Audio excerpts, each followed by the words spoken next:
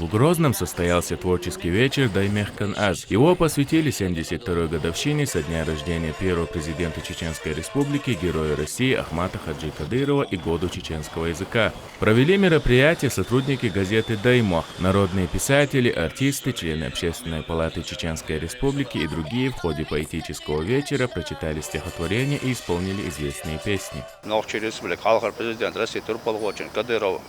Ahmet Hacı Kuzgay şehit şokaçırna lerin işt ve mektas Ahmet Hacı Ramzan daqiqin şiyazet qay qoloqşa noqçi met şoxeların hoqşara ve bian bol belqş çana doğuş oşa qeterdi quza Noqçi Республиком политики Архарзян из Верховного министерства Тюнкюгал Ахмад Дудаевса вайхар мероприятий есть алла ин план мероприятий популяризации чеченского языка. Цунлерина танвай вошахтетер огза союз писателей цанне Даймох газет организовать на юардересхл арвай всех вошахтетер бан худуальчи вай нохчи мот вай беза вай вошие бозайта вай хадие штукар.